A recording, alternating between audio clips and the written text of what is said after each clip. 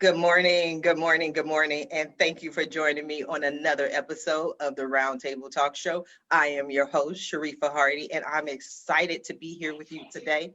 One of the things I didn't tell my guests, but I should have, is that you don't want to be on my Monday show or my Friday show. Those shows, I've had way too much sleep from the weekend on Monday, not enough sleep on Friday, so I don't know what I'm going to say. My last show was last Wednesday, so I've been asleep for about 4 days. Whew, I'm feeling good. I'm rested. We're going to have an amazing show.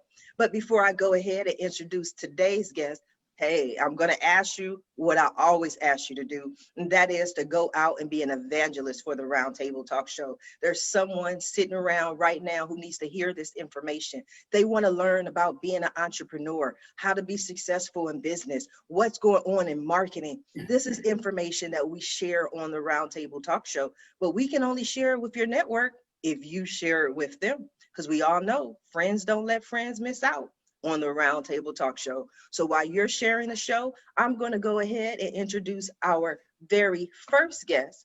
And our very first guest is Mr. Claudio Rosano. He is a head baseball coach at Carnegie Mellon University, GM Pro baseball scout, author of his new book, Lead from the Heart Up, Not the Neck Up, TV host of Pittsburgh's Ring Talk, TV co-host of Steel City Sports World, co-host of Steelers Pre-Snap Show, owner of Claudio Rosano Enterprises, and owner of Rosano Landscaping. I don't know, but I'm tired just reading this bio. Claudio, good morning. How are you? Thank you. I'm doing great. Thank you so much for having me on the show, and I look forward to this. So thank you. Thank you. You are so welcome. You do a lot of different things. I'm like exhausted listening to them. And I get exhausted doing them. But you know what? I'm fortunate to be able to do all these things. I'm fortunate that people want me to be a part of their companies or want to hire me or want me to be around. So I'm very flattered of that. And I enjoy doing different things. This way, it doesn't get boring. You know, you don't get stuck doing the same things over and over, which is fine. It's just not what I like to do. And I remember my dad, when I was a kid, he told me, don't put all your eggs in one basket. And Greg Norman, my favorite golfer, is also my favorite businessman, always says, I want to be a mile long and an inch deep instead of an inch wide and a mile deep. So I enjoy doing all these different things. I like to be diverse, and I still keep looking for more things to do. And the bills keep coming, so you got to keep at it. I know, that's what I tell people all the time. And they're like, Sharifa, you do so many different things. I host 4 different talk shows, business consultant, a million different things. And they're like, how can you do all that? And I say the same thing. The bills don't stop. When the bills stop, then maybe I'll stop. But until then, I have to keep going. So Claudio, let me ask you, are you a serial entrepreneur? Are you one of those people who was maybe mowing lawns and cutting grass when you were 12? No, since I was 8. My dad owned I was off. Yeah. My dad owned a landscaping business. He took it full time in 1972. Oh, wow. And I started working with him in 73. I've been doing it since then. I've owned the company since 88.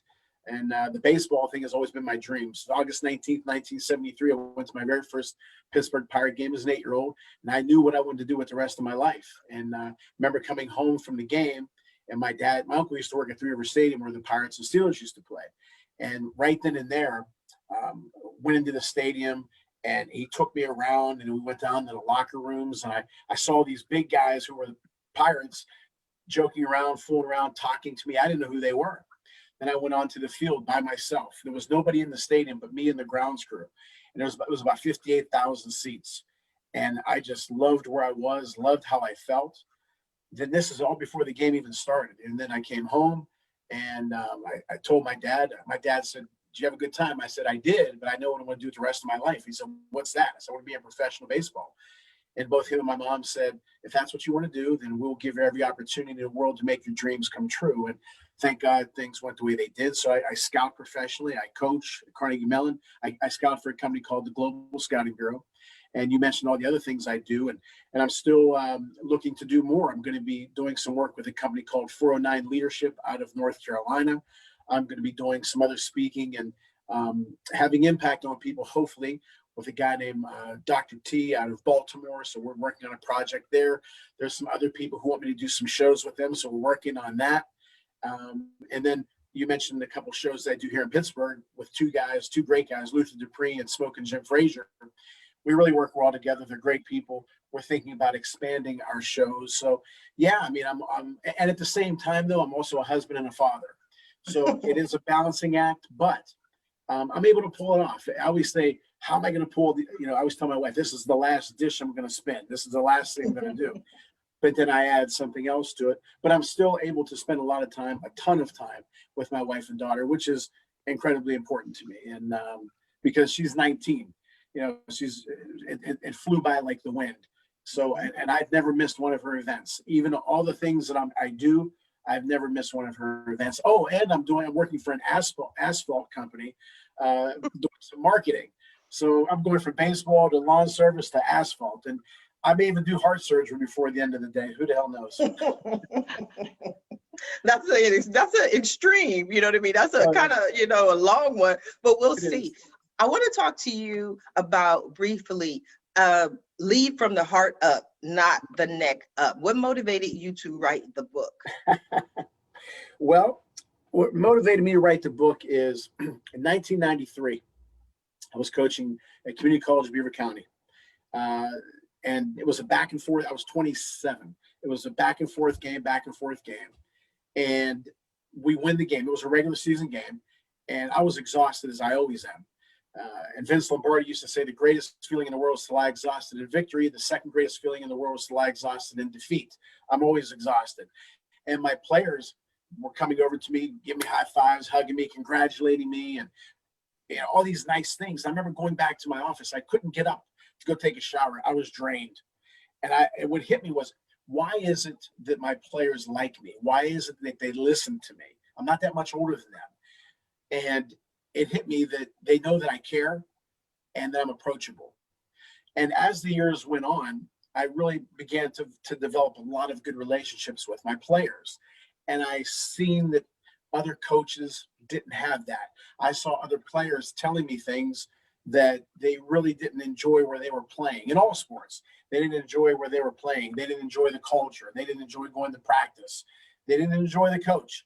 So I wanted to write this book to have impact on people. I don't know if you guys remember the name Jim Valvano. Jim Valvano was the NC State basketball winning championship coach in 1983. You probably heard of the Jimmy V Cancer Fund.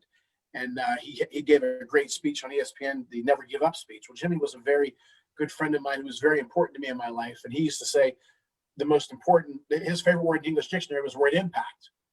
And I want to have impact on people. So I wrote the book, and the title, Lead from the Heart Up, Not the Neck Up, came from my mom. My mom used to say, never speak from the neck up, from the neck up, speak from the heart up. In other words, when you speak, care about what you're saying, be passionate about it. And then the tagline with the book, basically what it is that your players or your people that work with you or for you, they don't care how much you know until they know how much you care. And once they know how much you care, they'll go through the wall, over it, underneath it, to the side of it. And the book, I'm very happy with the book. The first part of the book are stories of how I wasn't treated so well by some people that I worked with and for, and even some mistakes I made as a coach. And then in the middle of the book is a ton of great questions and answers, great questions. I think I gave pretty good answers. And then the last part of the book is about 25 to 27 former players of mine gave testimonials on me and how my formula works, how I treat them works, and how we still have a good relationship, and how I treated them and how they treated me, and how the culture, again, the book is called Lead from the Heart Up, Not the Neck Up, how to build a winning, positive culture on the field and in the office. I love it. Yeah, I think it's passionate. We have to check it out. We have Demi Scott in the chat says, I left you a message, Claudio. So people are checking out your information. I don't know where, how, when the message was left. But there was a message somewhere left for you. And I would come back. Yes, I'm gonna come back to you, Claudia. I want to go ahead and introduce our next guest, Miss Sabine Saadeh. Sabine worked in financial trading and asset management for 10 years. Then she decided to create something more tangible. She wrote a novel called Trading Love, hoping young ladies will become interested in financial and investment literacy. She is currently writing her second book. Good morning, Sabine. How are you? Are you good? Yes. Well, when you work in capital markets, it's always like this up and down scenario of being on a roller coaster the whole time. And, and there's nothing that's actually valuable. Like, sure, markets go up and down, but there's nothing that actually makes a difference. It's very virtual. It's not Main Street. So, my friends always used to ask me, I mean, why do you know so much about like where you're supposed to put your money, or who am I going to ask for financial advice? And they were always lost. So I realized that what most women actually read are relationship advice, and there's actually a great correlation between capital markets and relationships. So I just merged the two together, and you read a story about a normal relationship between a man and a woman, and I give it like a comparison of how you built your asset portfolio in financial management. Now, you mentioned there And was a I live in correlation. Beirut. Sabine, I just want to go back because there's gold in what you were saying. You said there was a correlation between relationships and finances. For some of us who don't know, what is the correlation? You see, I mean, like before you want to select your investment, you actually have to check if it's exciting, if you have any relation to it, because like an investment is something that you're going to put your time and your effort, you're risking your life. Maybe it's not going to be profitable, maybe not. The same thing is with relationships. You're taking a risk with the person you're going to engage your life with, how you're going to share it.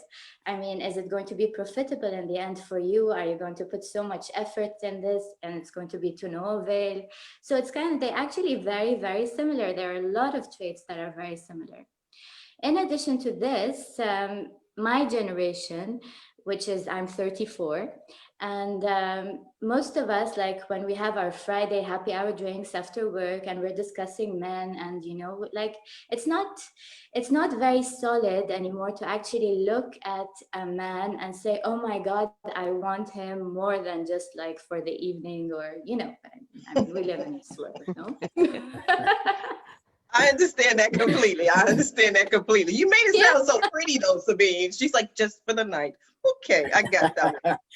I mean, this is a trade, but I mean, like, if you want to invest in the relationship, it's long term. It's a blue chip company. So yeah. I like that. I've never heard it explained like that, but you are absolutely 1000% correct. Sabine, I'm going to come back to you. I want to go ahead and introduce our next guest, Mr. Ken Beckstead. Ken has been in stormwater pollution prevention for 20 years. During that time, he had invented a product and gave a business to a 12-year-old. Since then, he has been very successful and developed his own products to protect the environment. Good morning, Ken. I have to hear this story. How are you? Good morning. I talk about really nasty stuff, cigarette butts and stuff. So get ready for your morning sick stuff to talk about. So thanks for having me. So that's your butts belong here. That's butts belong here. I was doing stormwater pollution prevention in construction sites, and we would have like a bottle cap on the ground, and the state inspector would come in and say, if this leaves a job site and gets in a dolphin, you're going to be on the 7 o'clock news. And I would walk out to the property line and I'd show them all the Slurpee cups in the gutter going down the storm drains. I said, what about that? And they said, no, it's not my jurisdiction. And I said, it goes to the same dolphin. What are you talking about? So I started doing research, and I found out that Caltrans in California picks up 34% of their trash in California is cigarette butts. So the pie chart, 34% of it is cigarette butts. The next biggest constituent is 12% at aluminum. So I did not know that. So we started putting out cigarette receptacles at highway rest areas in California. The first year with just 11 rest areas, we collected over 1 million cigarette butts. So they expanded the program to 45 more rest areas, and we started the Butts to Watts program. So what we do is we take the cigarette waste to a waste to energy facility, and we actually make energy out of the cigarettes. So all it takes is 24 cigarette butts to charge your cell phone for an hour.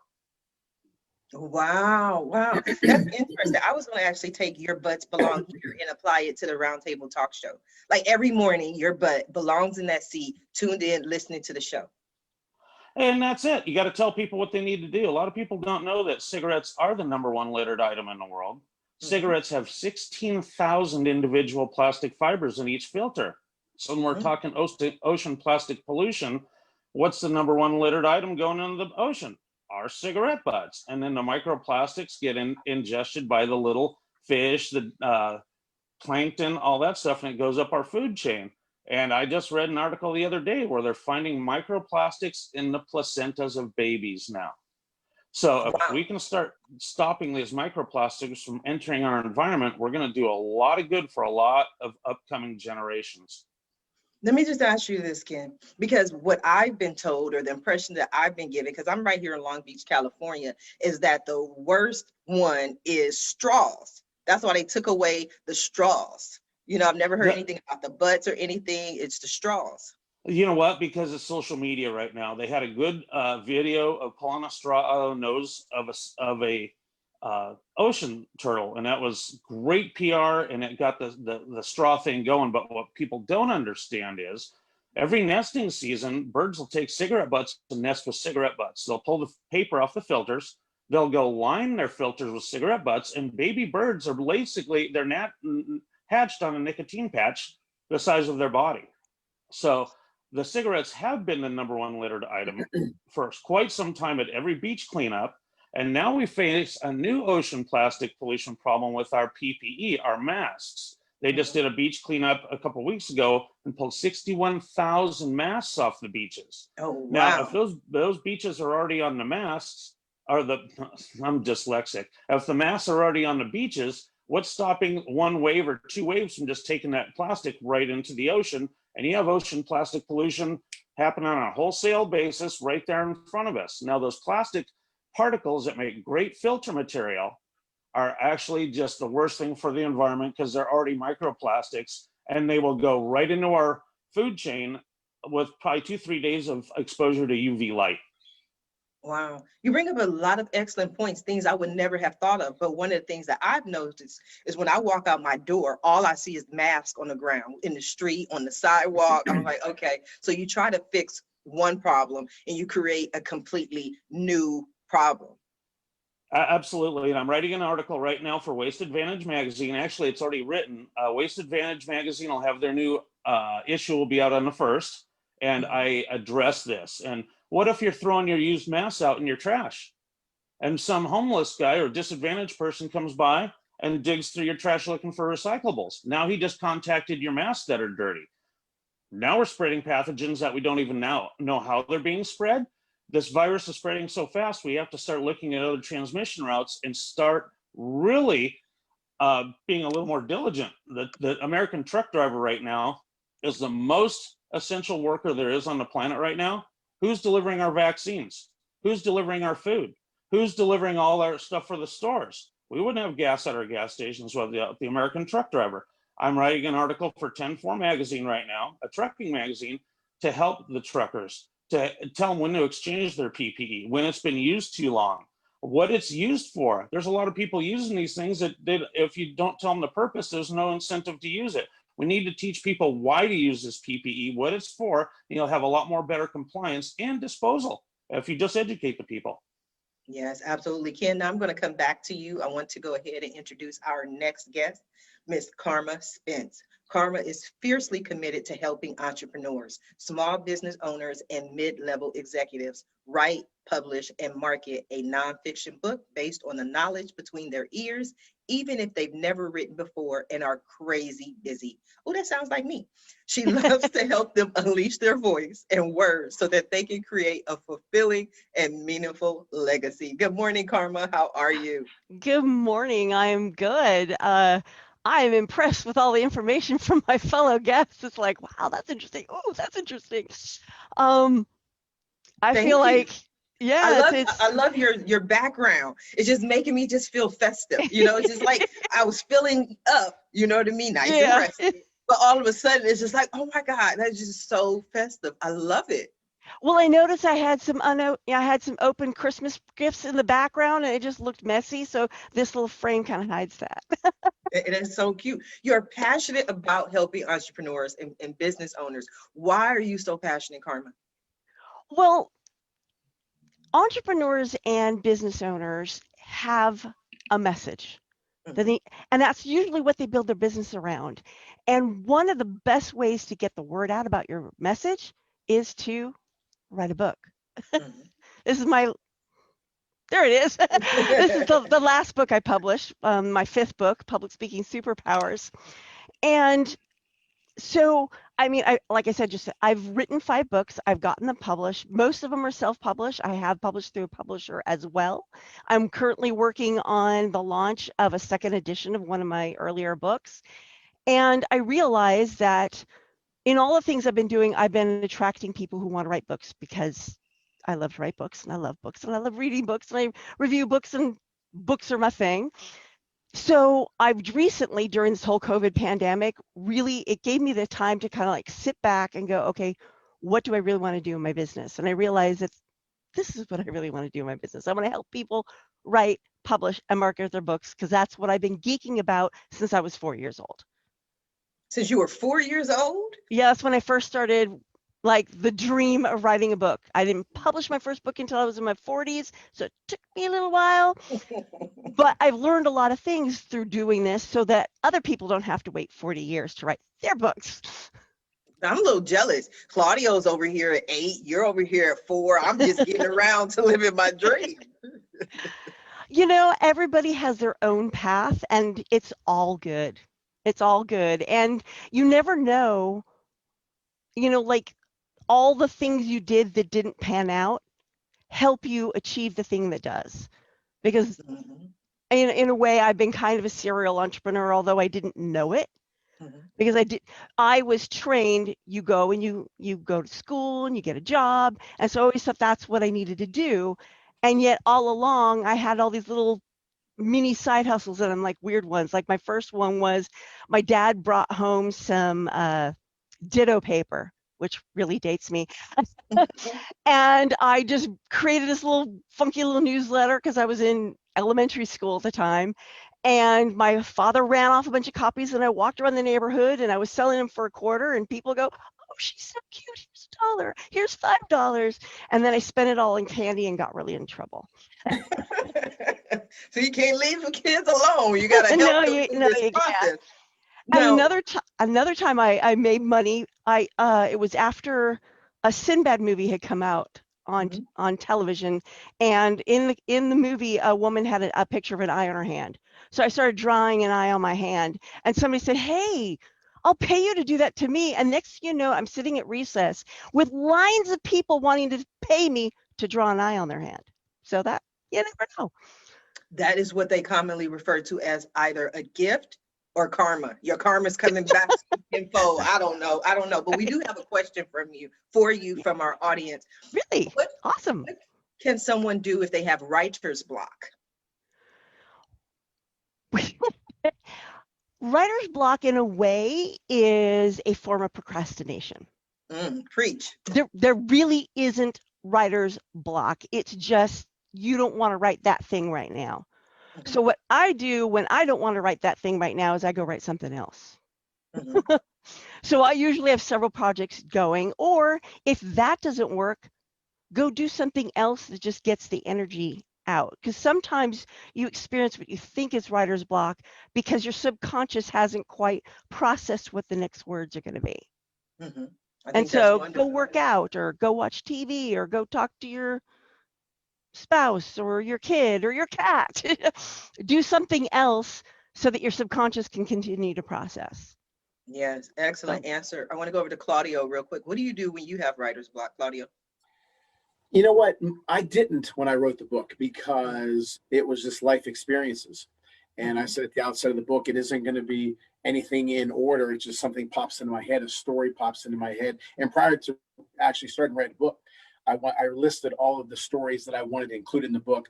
And then there was some that I forgot that I just popped in. So I was kind of lucky about that. But one thing, like whenever I write a letter to somebody or like a Christmas card and write a note, I put, like, again, from the heart up, not the neck up. I get drained writing it because you pour yourself into it, especially if it's somebody you really care about.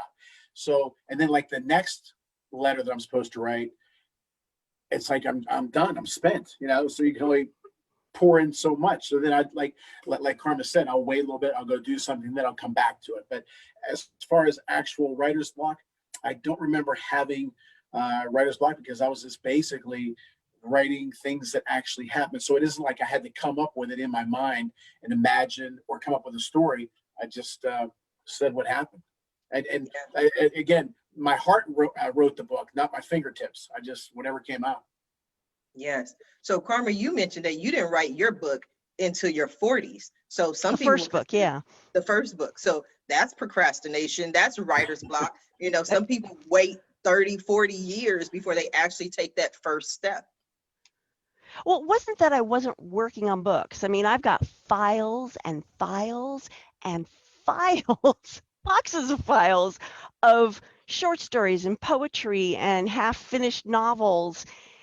That first book that got published, it was really because the moment was right. Mhm. There was there's a company called Lulu. It came out before Create Space came out. Mhm. And all you had to do is pay $100 and you could get your book published. So I paid $100 and I published Bonkers for Bunt Cakes. Now, Bonkers lucky for butt me, cake. bunt cakes are really popular. So I made my money back in like 6 months without marketing. And Oh, that wow. book sells every month and has every month since then. My royalties are like 50 cents here, 25 cents there. Doesn't matter. It sells every month and I don't market it. Wow. You know So- what, I love real it. quick, if I can interrupt, when Carma said that, Absolutely. the first thing that came to mind when she said she had all these files was there are so many songs that Prince wrote and recorded that Mhm. he didn't get out there, which I think somebody is trying to make an album a CD or whatever they're called now of all those unpublished songs. So that's the first thing that hit me when Carma said that. Yes. Well, you know, part of that is that old stuff. Some of it's crap. And Yeah. that was something I wanted to mention is that sometimes you get writer's block because you think, oh my goodness, what I'm writing is crap. And you just have to be okay because sometimes the first, second, fifth, 10th, 20th draft is crap, and that's okay. Right. Yes. That's Absolutely. what editing's for. Yes. That's why I always tell people, get the book out, write it. Don't worry about the grammar, the spelling. Get it out of here. Exactly. Get it out of there. Ken, you have a book? All I have is articles. I just write articles. I know a couple of guys who own magazines, and they're struggling to get people to read now because everybody looks at pictures. So Mm. we do a lot with pictures. Like I said, the picture tells 1,000 words. So like right now, I'm finding used masks that have the straps that are black from people using them too much. Ooh. And just say, look, this mask has been used too much. You can go over and over again how to exchange and all that, but that one picture just tells it, look, if you have this, it's wrong. So I do write. The only time I get writer's block is, like you say, it hasn't come out of your brain yet. And I find the simplest thing is take a walk or walk the dog. By the time you get done with your bike ride or you walk, you've got a fresh, whole new queue of stuff to get out of your brain. And your brain can only hold so much in its random access memory, right? So we just have to take a few walks during the week to get it all out. No big deal. Yes. And like Carma, with both of my books, the information that was in my books I'd had for years. That was on my computer in different files. And then I was like, I'm ready to publish it. Let me go through my Dropbox, compile a lot of different articles, resources, tips, information. And that's now my book, How to Discover the Entrepreneur in You. Signs you might be an entrepreneur. How about you, Sabine? You have a I book get in it you? all the time. I have writer's block all the time, honestly speaking. And what I do, I mean, I like Ken, I usually go for a walk or a hike, or I'd go out with friends, change completely like the scenario of where I am. And then when I come back, yeah, sometimes I get ideas, sometimes not, but it's usually more of a pragmatic plan that I set for myself. I don't set the standards so high to make myself feel bad. Mhm. What type of standards would you set for women who are interested in investing? Your whole idea is that you want to change their mindset to, if I'm understanding you correctly, to just focus it on a man or focus it on a relationship to investing in themselves. How do you do that? No, no, no, no, no. They No, should no, no, no, no. invest in they I'm should trying to invest in understand here. themselves and the relationship. Please, no. Okay. Okay. So have They should both, not invest. just one. No, they should No? invest in themselves. To begin with, they should invest in themselves. They should learn how to invest their money, their income, because they can grow their wealth without a banker or their husband or their whatever counterpart.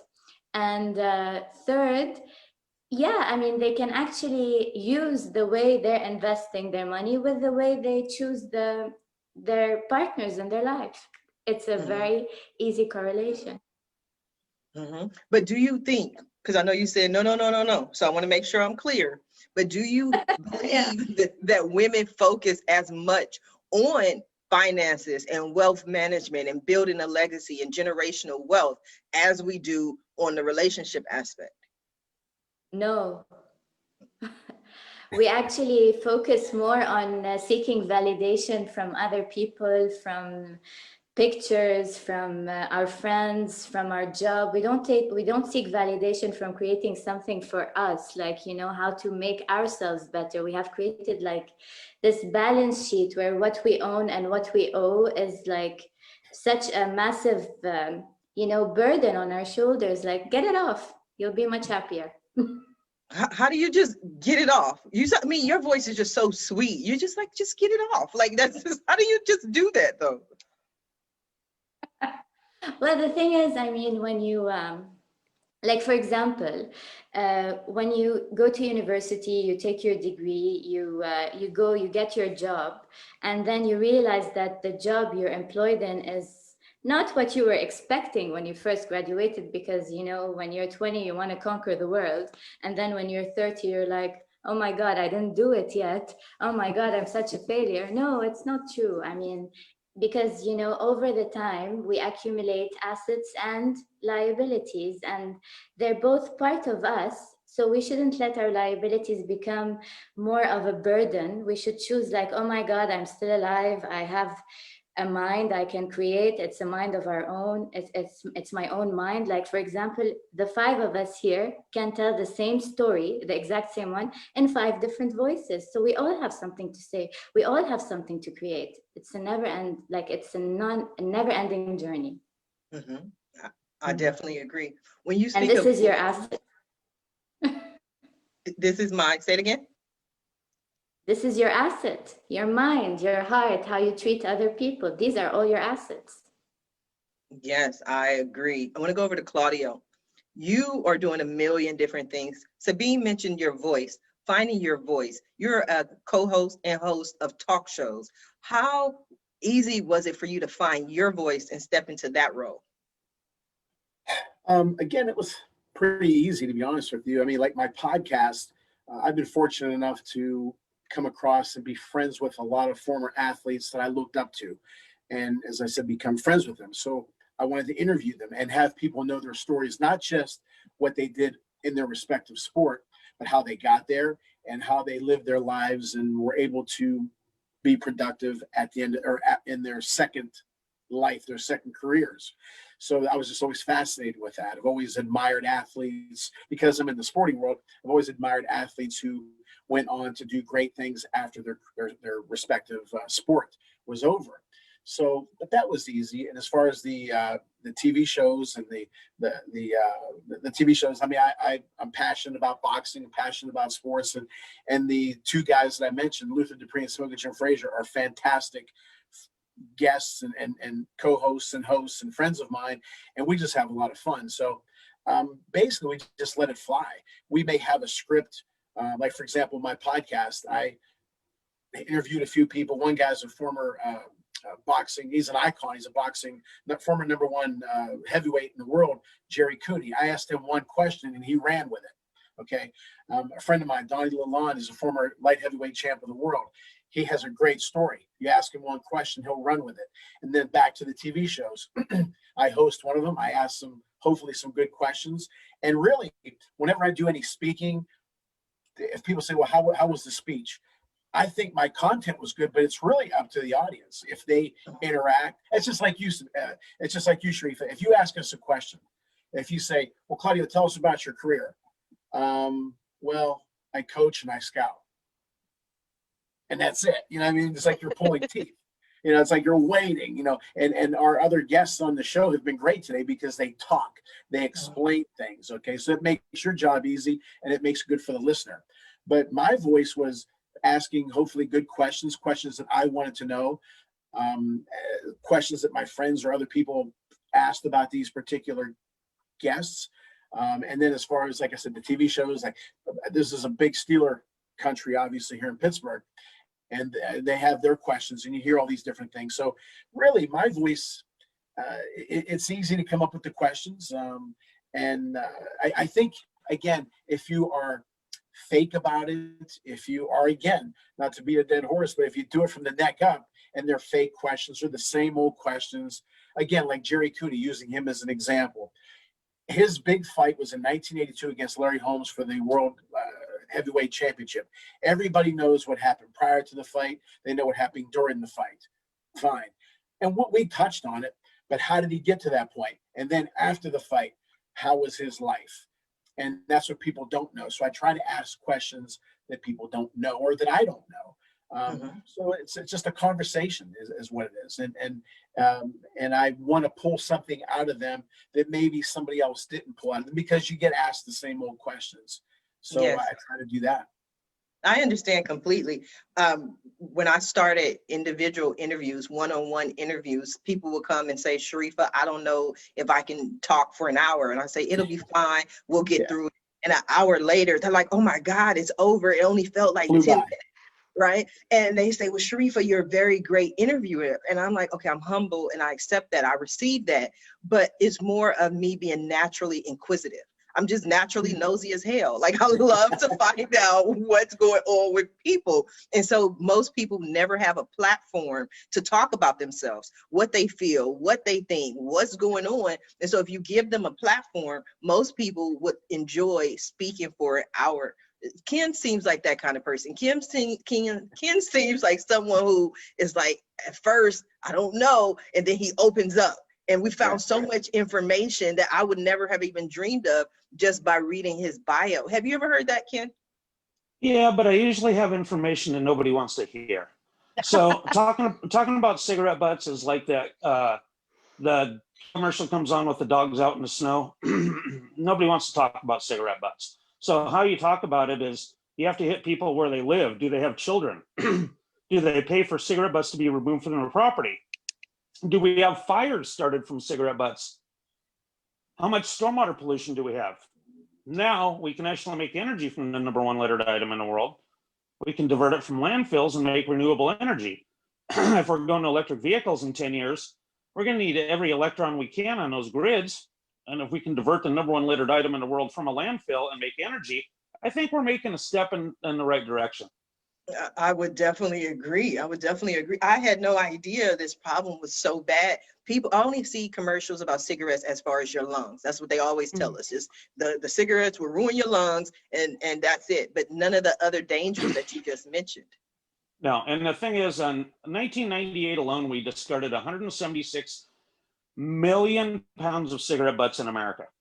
If I would have turned it into energy, I could have powered 8,900 average American homes 24 hours a day for an entire year. So go pick a town of 9,000 homes. We could have powered it from the stuff we put in a landfill.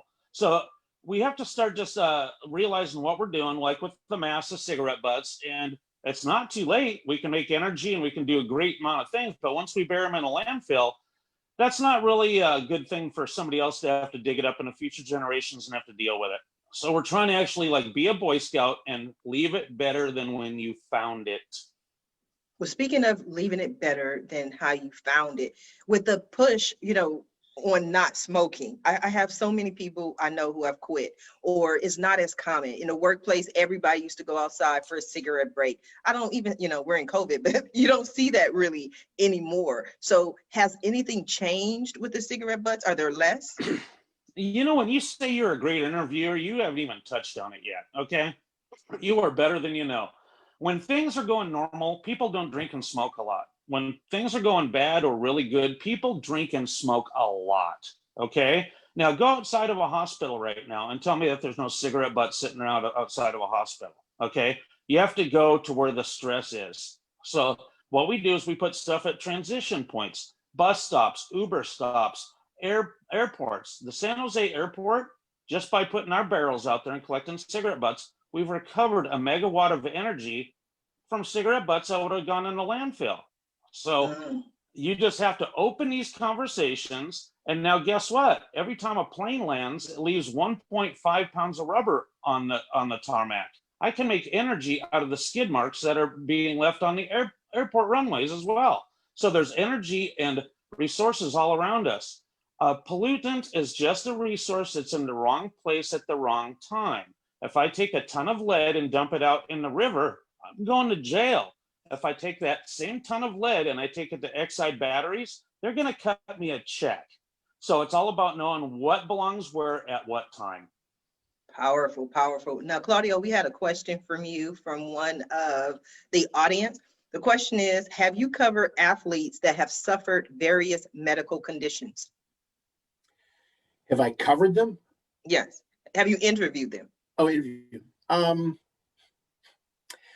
The first thing that comes to mind, it's not an illness, but one of my best friends, who's a former 5-time world champion boxer, Vinny Pazienza, they made a movie of his life a few years ago called Bleed for This. And what happened was he had just won his second world title in November or late October of 1991. And a couple of weeks later, he got into a car accident and he was paralyzed for a little bit. And then he was able to move his arms and legs, but they said for sure he wasn't going to fight anymore. That was for sure. And he did fight. He came back and he won 3 more world titles. And if you go on YouTube and check out Vinny Paz, there's a video of him with a halo screwed to his head. Okay, it's a body cast, and the purpose of that is for him not to move. What does he do? He's training. He's lifting weights and he's training. And as I said, then he comes back a year later and he fights a very good fighter, wins the fight, and he goes on to win 3 more world titles. So it's an amazing story, in my opinion, without question, the greatest sports comeback in the history of sports. They talked about, this guy coming back or this guy this is the best. This is the greatest comeback of all time. So as far as actual diseases or somebody being sick, it really doesn't jump out at me, but that does jump out at me. Vinny's story, and like I said, you can check it out on YouTube in the movie Bleed for This. But check the YouTube video out of Vinny Paz, and it's definitely inspiring for sure. I will check it out myself. It sounds interesting. It sounds powerful, but it's also the epitome of why I do what I do. Because as a business consultant, I have so many people come and give me excuses on why they can't be successful, why they can't start their business. I'm like, I can show you an interview from someone who has gone through something similar to what you've gone through. So there isn't any reason or any excuse for you not to be successful. Now, Carma, life is tough. Life is tough. You're always going to encounter something. For me, it was tons of rejections. And on top of that, family members who you cared for making fun of you or telling you you're not going to be anything or constantly putting you down. And then the big hit for me was my mom passing. She was only 48. I was 23. And that destroyed me. Because my mom and I were very, very close. And my dad and I were very, very close. But he passed 17 years ago in February. But I had already begun my climb and all that kind of stuff. I already accomplished some things. But with my mom, I was 23 years old. And after that, I really didn't give a damn about anything, to be honest with you, until my dad told me right at the casket. He said, I know what you're thinking. And I just wanted to quit everything. And he said, but you can't. He said, you promised your mom that you would continue to go after our dreams, which was me becoming something in professional baseball. And then after he said that, I swear to you, You know, I gave my mom a kiss, I held her hand, and all of a sudden you start hearing that Rocky music, you know, and I said, okay, you know, I'm not going to give up, and thank God things went the way they did. But life is hard, you know. It's never just like this, you know. It's Yes. up and down, and you just got to be able to duck and dodge and get. Yes. There's no saying you fall 6 times, you rise 7. So, Yes. Because when you have that flat line, that's when you should be concerned. Other than that, it goes up and it goes down. Carma, what are your thoughts so far on the conversation? I think it's really interesting, and it's gone. It's like a normal conversation. It's gone. It's like started with broccoli and ended with world peace. You know, it's like it just, and that's what's so wonderful about conversations, because they are organic and they're unpredictable. I love organic and I love unpredictable. Now, one of the things that you mentioned as far as your skill set and your abilities is working with entrepreneurs who are super busy. So we have a lot of entrepreneurs tuning in, watching the show. They're working several jobs, maybe different projects. They're like Claudio that have about, 50 different things that are going on. How can you write a book in the midst of this? It's all about taking a look at your time and then deciding how you're going to rearrange it. So there are ways to find time that you're currently wasting and use that to write your book. There are ways to say, okay, a book does not take forever to write. So you can ask for help during like the 3 to 6 months you're going to use to write it. So maybe your kids can wash the dishes so that you don't have to. Or you can hire a maid to clean the house so you don't have to. And it can be temporary. And then there is just productivity things like creating rituals that get you into the zone more quickly. So I have like a little report that I give my clients. This is, okay, here are the different ways you can find time that already exists. And another tip is sometimes you can just give up something for the short period of time. Like maybe every day you go to Starbucks and you have a cup of coffee, and that takes up like half an hour. Well, can you give up that coffee at Starbucks for 3 months? It'll save you some money too. Have coffee at home and work on your book. Take your book with you so that when you're waiting at a dentist appointment or a doctor appointment, you can like jot a few paragraphs down. Use something to record your voice so that you're not writing. So like while you're driving, you can have it recorded. You can just be talking your book. And then you can either hire someone to transcribe it or use one of the new, now AI-powered transcribing things, which is basically how I got this book done, was finally the AI things came out because I had interviewed like 85 plus. The reason why this book took me 8 years to write is not because it took me 8 years to write. It took me 8 years to get 85 interviews transcribed. So yeah, it was, you find the time that's there, you make time where there isn't by asking for help, hiring help, or basically reclaiming wasted time. So that's sort of a Ken thing, reclaiming waste and making it something wonderful. Yes, that sounds like a book, Ken. Yeah, and I wanted to say something about roadblocks, because when I had my idea for my invention, I invented a receptacle to start this whole nightmare. I was sitting on a job site and my boss called me and chewed my butt for something that I had nothing to do with. And I said, wait a minute, I can be fired for something that's not even my fault. I called a patent attorney that day and I turned it into a business. So my worst day at work turned into my best day of my life. Okay, because that roadblock pushed me into the right direction. And sometimes we hit these roadblocks, we don't know why, but it is actually happening at the right time. My boss actually ended up helping me with my patent and all this stuff, and he was my best champion in the long run. I could not thank my boss enough in the long run to actually chew my butt for no reason, and he put me on the right path. So sometimes you think, hey, it might be tough or this or that, and no, they're telling you, you don't belong there. You need to do bigger and greater things. So sometimes you just have to sit back and say, is this really the right thing I'm supposed to be doing? And me, I don't like cigarette butts. I'd rather be teaching ceramics, something else I'm trained in. But you know what? The world needs this right now. And the COVID with the masks, we need this right now. We can't put this off for 10 years. We might not be around in 10 years if we put all these things off. So that's my thing, is address it now. And if you don't do it, who's going to? So all of us have our own little niche. We need to fill it with gusto and vim and vigor, because we can't assume that anybody else sees our vision like we do and is going to carry out our vision like we do. Mm-hmm. Yes. Exactly. That's how you create a meaningful, fulfilling legacy. That's what you're doing, Ken, is you are creating a meaningful and fulfilling legacy, because we're going to have less cigarette butts polluting our oceans, and we're going to have more power. And that's awesome. I don't know your kids. I don't have kids. And I don't want to have kids until this place is a better planet. I grew up on a beach cleanups and doing all these beach cleanups. They hand the little kid a glove and they hand him a bag. And about 10 minutes later, he's tired. So the bag is in the other hand. He's picking up trash with the hand with no glove on it. And he's just picked up cigarette butts. That's not for our kids to do. We need to do pollution prevention. So beach cleanups are not necessary anymore. We only do them once a year. So 364 days a year, it's okay to have trash on the beach? No, we shouldn't have trash on the beach any day of the year. That's my goal, to just educate people on the prevention. That way we don't have to go and pick up stuff in our jammies on a Saturday morning. Ken is passionate. That's what I said. He doesn't look passionate, but that passion came out. I wanted to ask you, I meant to ask you earlier, what was the story about giving the business to the 12-year-old? Oh, I love this one.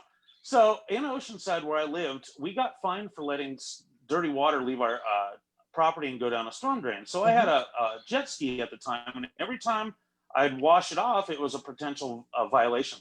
So I invented a little thing that looked like a baby seal, and it had gravel in it, and it was made out of filter fabric.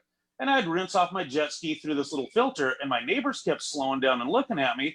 And I'm going, what? And they thought I brought a dead baby seal home from the harbor and was rinsing it off in the gutter. So I changed the design to a fish design the next day and started filtering my water. And I was at Vegas one day giving a speech, and this guy chased me through a parking lot all the way to my truck. I said, "Can I help you?" He says, "Do you know anything about stormwater?" I said, "Yeah, here's my card." Turned the card over, and it had a gutter critter. And he did stormwater pollution prevention for power washers. Every time you power wash something, all the oil, grease, surfactants are going down the storm drain. So my filter would help power washing people. We had a 12-year-old daughter that was such a little entrepreneur. I gave her all my sewing machines, all my materials, and she started FaithWorks, FaithWorks.com. Now she sells her product to all the power washing people across the country and even at San Jose Airport. So this 12-year-old girl now, she's like 18 now, and is just, boy, talking about a woman entrepreneur taking on the world. Check out her website, and I'm very proud just to be a part of her world. You know that? I think that's powerful. I would love to speak with her, have her sit down on a chat with us on the Roundtable Talk Show. I don't know if you can make that happen, Ken. I will make it happen today. Fantastic. Now we are coming down to the last few minutes of the show. And what I love to do at the end of every show is just simply allow my guests the opportunity to speak directly to the audience, to everyone who is watching the show live, as well as everyone who is watching in the archives, and let them know what you want them to take away from your appearance here today. And I'm going to start with you, Sabine. Check out the book. It's actually a very easy to read book, and it's about, this is it, basically. I don't know if you can see it. Does it show? Trading Love. Yeah. Yes. Yes, that's it. And it actually has a very meaningful message, because it actually allows you to experience the world in a way that is not materially implemented, just as the title says. So, yeah. And where's your book available? It's available on every store, on every online store, Kobo, Apple Store. I think it's the easiest way to find it is on goodreads.com. Fantastic. Thank you, Sabine. Go over to Ken. What would you like to take your takeaway, Ken? Everybody matters. All your actions matter. And if each one of us just looked around, like tomorrow, go out and see if you can see any cigarette butts on the ground. See if you can make a 10-foot radius in the parking lot without being in the company of a cigarette butt. So it's little things that are going to add up to sustainability for our planet. And I'm just trying to draw attention to a few little things that can make very big differences. And then we can look at other things. But right now, the cigarette butts are the #1 littered item in the world. And if we can deal with the masks and get them recycled into energy, the masks will actually produce more energy than the cigarette butts. So there's great energy in those PPE masks that we're throwing away. So look for Waste Advantage magazine coming out January 1st, and it has a great article about protecting not only yourselves, but the waters of America against pollution. I love it. I love it. Carma, what do you have for us? You are capable of more than you know. So don't let self-doubt get in your way of at least heading toward your dreams.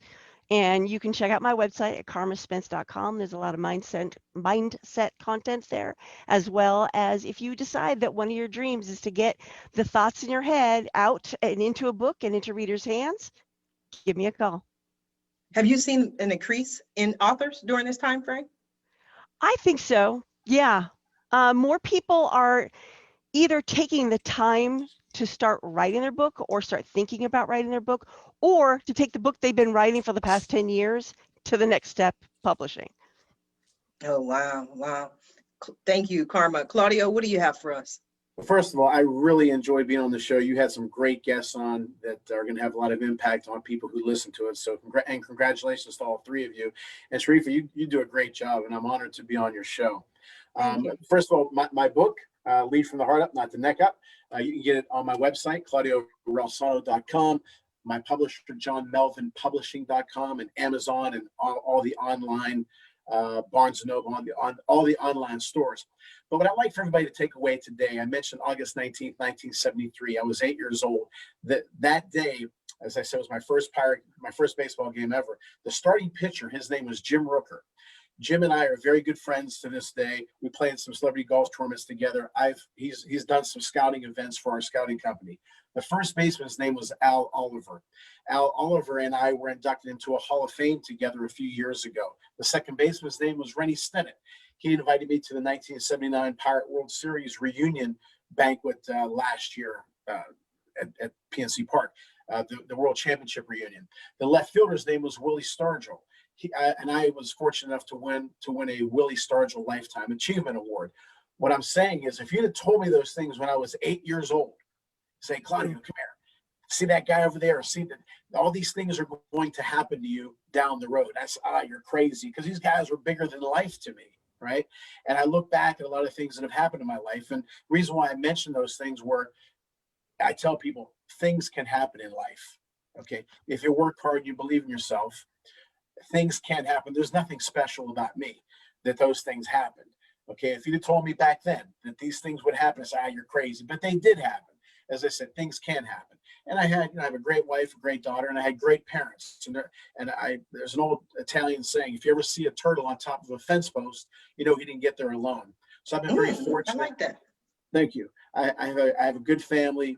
I have some great players that played for me. They gave me their heart and soul. Some great friends, and any more. My prayers consist of thank you. And I like to share that message whenever I speak, or when I coach, or whatever, and through the book, or when I do a show. Again, to let people know that line: things can happen in life, because they certainly can. I think that's powerful. And I think I'm gonna start using that whole turtle example, because I like it. That's one of the main reasons why I went from, I launched my first one-to-one interview in 2009. So I spent years just sitting down with one person. After my run for Long Beach City Council, I was like, I have to have this roundtable organic conversation, because it doesn't matter if it's the city council person, the mayor, the governor, the president. It's up to everyone to be the change that we wanted to see in the world. So I definitely agree, definitely understand, Claudio. That was powerful. Now, I just want to thank you all for being guests on today's episode of the Roundtable Talk Show. And I especially want to thank everyone who tuned in to watch the show live, as well as everyone who is watching it in the archives. Just because you didn't catch the live show does not mean you're not important. You're still very important. We still need your support. So please go ahead and share the show. But don't just listen to the show. Don't just watch the show. Don't just share the show. Please support our guests. They are here this morning to provide you with information. Support them. Their websites, their information is in the Facebook post. Reach out to them. Follow them on social media. Send them a message. And when you do, please let them know Sharifa Hardy says hi.